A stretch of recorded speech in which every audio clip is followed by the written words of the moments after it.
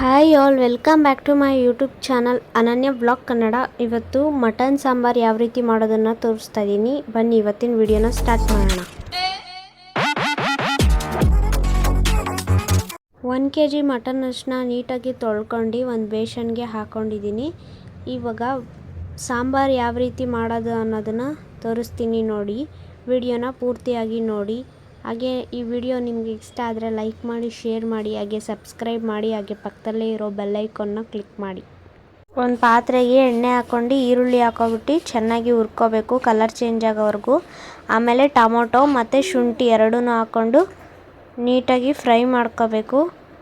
ಆಮೇಲೆ ಕೊತ್ತಂಬರಿ, ಪುದೀನ ಎರಡೂ ಅದ್ರ ಜೊತೆಗೆ ಹಾಕ್ಕೊಂಡು ಅದನ್ನು ನೀಟಾಗಿ ಫ್ರೈ ಮಾಡ್ಕೋಬೇಕು. ನೀಟಾಗಿ ಹಸಿ ವಾಸನೆ ಹೋಗೋವರೆಗೂ ಫ್ರೈ ಮಾಡಿಕೊಂಡ್ರೆ ಚೆನ್ನಾಗಿರುತ್ತೆ. ಆಮೇಲೆ ಬೆಳ್ಳುಳ್ಳಿನೂ ಹಾಕ್ಕೊಂಡು ನೀಟಾಗಿ ಫ್ರೈ ಮಾಡ್ಕೋಬೇಕು ಅದ್ರ ಜೊತೆ.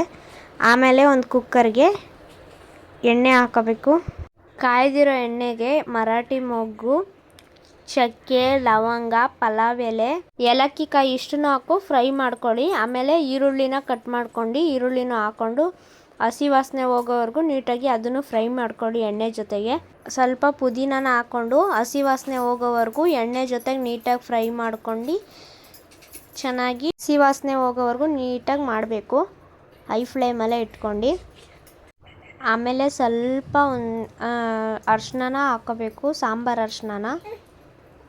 ಆಮೇಲೆ ಒಂದು ಮಿಕ್ಸಿ ಜಾರ್ಗೆ ಕಾಯಿ ತುರಿನ ತುರ್ಕೊಂಡು ಕಾಯಿ ತುರಿನ ಹಾಕ್ಕೊಂಡು ನೆಕ್ಸ್ಟ್ ಆಮೇಲೆ ಹುರಿದಿರೋ ಗಸಗಸೆನ ಹಾಕ್ಕೊಂಡು ಆಮೇಲೆ ಮತ್ತೆ ಏಲಕ್ಕಿ, ಲವಂಗ, ಮೆಣಸು,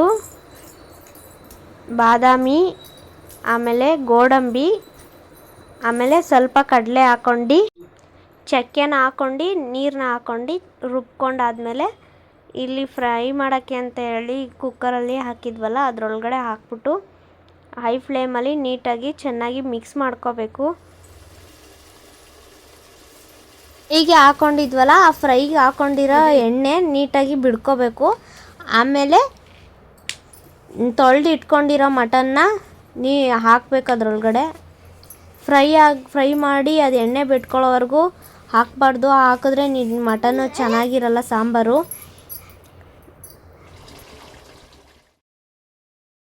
ಸ್ವಲ್ಪ ಕುದಿಯೋಕ್ಕೆ ಬಂದಾದಮೇಲೆ ಕಾಯಿ ತುರಿನ ರುಬ್ಕೊಂಡು ಹಾಕ್ಕೊಂಡು ನೀಟಾಗಿ ಕಲಿಸ್ಕೊಂಡು ಆದಮೇಲೆ ಖಾರ ಪುಡಿ ಮತ್ತು ಸಾಂಬಾರು ಪುಡಿ ಮತ್ತು ನೀರನ್ನು ಹಾಕ್ಕೊಂಡು ಮಿಕ್ಸಿಲಿ ಸಪ್ರೇಟಾಗಿ ರುಬ್ಕೊಂಡು ಅದನ್ನು ಅದ್ರ ಜೊತೆಗೆ ಹಾಕ್ಕೊಂಡು ನೀಟಾಗಿ ಕಲಿಸ್ಕೋಬೇಕು. ಕಲಿಸ್ಕೊಂಡಾದ್ಮೇಲೆ ಸ್ವಲ್ಪ ಕುದಿಯೋಕ್ಕೆ ಬರಬೇಕು, ಆವಾಗ ಸಾಂಬಾರು ಚೆನ್ನಾಗಿರುತ್ತೆ. ಆಮೇಲೆ ಸ್ವಲ್ಪ ರುಚಿಗೆ ತಕ್ಕಷ್ಟು ಉಪ್ಪನ್ನ ಹಾಕ್ಕೊಂಡು ಇಟ್ಕೋಬೇಕು. ಸಾಂಬಾರು ಘಮ ಘಮ ಅಂತ ಇದೆ ನೋಡಿ. ನೀವು ಟ್ರೈ ಮಾಡಿ, ಯಾವ ಥರ ಇದೆ ಅನ್ನೋದನ್ನು ಕಮೆಂಟ್ ಬಾಕ್ಸಲ್ಲಿ ತಿಳಿಸಿ. ಈ ವಿಡಿಯೋ ನಿಮಗೆ ಇಷ್ಟ ಆದರೆ ಲೈಕ್ ಮಾಡಿ, ಶೇರ್ ಮಾಡಿ, ಹಾಗೆ ಸಬ್ಸ್ಕ್ರೈಬ್ ಮಾಡಿ, ಹಾಗೆ ಪಕ್ಕದಲ್ಲೇ ಇರೋ ಬೆಲ್ ಐಕಾನ್ನ ಕ್ಲಿಕ್ ಮಾಡಿ. ಹಾಗೆ ಕೊತ್ತಂಬರಿ ಸೊಪ್ಪು, ಸ್ವಲ್ಪ ಪುದೀನ, ಸಾಂಬಾರಿಗೆ ಸ್ವಲ್ಪ ಕೊತ್ತಂಬರಿನ ಹಾಕ್ಕೊಂಡು ಚೆನ್ನಾಗಿ ಮಿಕ್ಸ್ ಮಾಡ್ಕೋಬೇಕು.